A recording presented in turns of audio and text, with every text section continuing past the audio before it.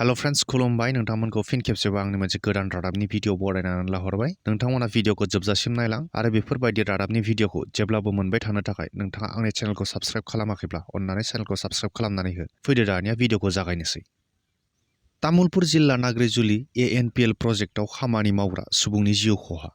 खिलाजार कालसिरि गामिनि 65 बोसोर बैसोनि अजय बसुमतारिया अन्थाइ सिफायग्रा मेसिनाव हाबलांनानै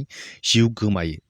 मिथिना मोननाय बादिब्ला फुं समनिफ्रायनो अन्थाइ सिफायग्रा मेसिनखौ साफा खालामबाय थानाय समावनो हरखाबै सोरबा मेसिनखौ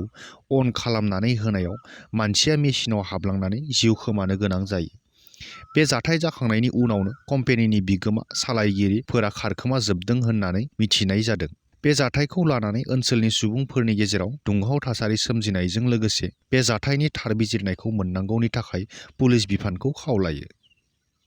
गसाइगाव UN गेलेग्रा फोथाराव UPPL आरो BJP हानजानि जथाय मेला मैया जानानै थाङो सराइबिल ब्लक आरो सराइबिल मण्डलनि सिङाव बे मेला गोबांथार सुबुंनि नुजाथिनायाव जानानै थाङो बे मेलखौ गुबैयै 1 नं लकसभा बियाबनि UPPL BJP आरो AGP दोलोनि जथाय बिजाथि थामहिनबा NDAनि बिजाथि मुस्रि जयन्त बसुमतारिखौ देरहाहोनांगौनि थाखाय खुंनाय जायो होननानै UPPL दोलोनि गाहाय नेहाथारि राजु नार्जारि बिथाङा फोरमायनानै होयो बे मेलनि जोबनायाव खौरांगिरिफोरनि सोंनायाव BTCनि कन्ट्रेक्टर एसोसिएशननि नेहाथारि बिक्रम दैमारिनि सायाव बिथाङा ओरैबादि बुङो बिक्रम दैमारिया BPF दोलोनि कन्ट्रेक्टरसो बियो BTR गोरोबथानि सोमोन्दै जेबो मिथिया बिक्रम दैमारिया सानाव BPF दोलोनि जानानै मेल मिटिंआव रायजो राजाफोरनि सिगाङाव UPPL दोलोखौ रायो नाथाय हरनि समाव UPPL दोलोनि दैदेनगिरिफोरनियाव खामानि मावनायनि बिलखौ बिखोमा फैबाय थायो गावनि बिलखौ दान मोननै मोनथाम सिगां होयोब्ला UPPL दोलोआव हाबनोसैबो बुंदोंमोन बेनिखायनो बिक्रम दैमारिनि बुंनाय रावफोरा जेबो बेसेन गैया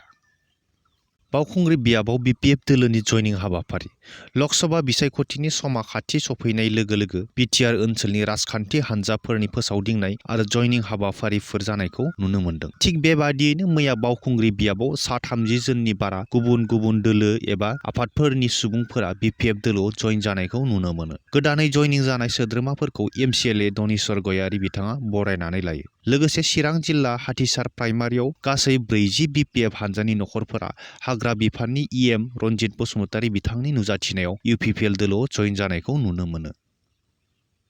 बरमा दख्रा एबसुनि बानजायनायाव गुबुन बोसोरफोरनि बायदिनो देग्लायबो हारिमुआरि मावबादा खुंनाया सोलिगासिनो दं फैबाय थानाय बैसागु बोथोरखौ नोजोर बोनानै लोगोसे दुलाराय बर' फरायसा आफादनि मोनसे मिशन बड'फा गोजोरथियारि सोलायनाय मावथांखिखौ बिथा खालामनानै बरमा दख्रा एबसुआ हारिमुआरि मावबादाखौ थांनाय 25 मार्चनिफ्राय दिनैसिम खुंगासिनो दं मख'नो गोनांदि बरमा दख्रा एबसुनि बेन्दोङाव थानाय गामिफोराव बर'नि दोरोङारि दामजु खाम दामनाय सिफुं सुनाय बैसागु मोसानाय बायदिफोरा गोमालांनो हमनायखौ नोजोर बोनानैनो बरमा दख्रा एबसुआ बोसोरफ्रोमबो हारिमुआरि मावबादाखौ खुंनाय जायो बे हारिमु मावबादायाव गुबैयै खाम दामनाय सिफुं सुनाय लोगोसे बैसागु मोसानायखौ फोरोंनाय जादों लोगोसे बे मावबादायाव बरमा ओनसोलनि गोबांथार फरायसुला फरायसुलिफोरा बाहागो लानायखौ नुनो मोननाय जादों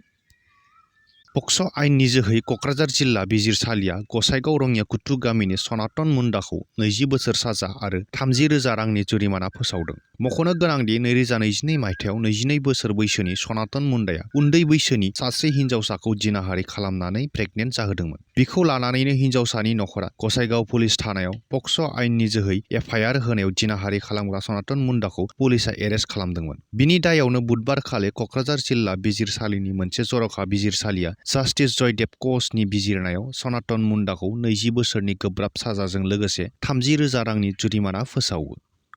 धुबुरीयाव IPLनि बाजि खालामनाय नेटवर्कखौ सामलायग्रा आबुल कालाम मुंनि सुबुंखौ धुबुरी थानानि पुलिसआ हमनो हादों मिथिनाय बादिब्ला आबुल कालामआ IPLनि बाजि खालामनायखौ गावनि लेपटपनि जोहै सामलायोमोन हमजानाय सुबुंनिफ्राय पुलिसआ गासै 1,62,000 रां बोखांनायजों लोगोसे गंसे लेपटपबो बोखांनो हायो गोबांथार मिथिबावनो थाखाय धुबुरी पुलिसआ आबुल कालामखौ सोंनाय फिननाय खालामगासिनो दं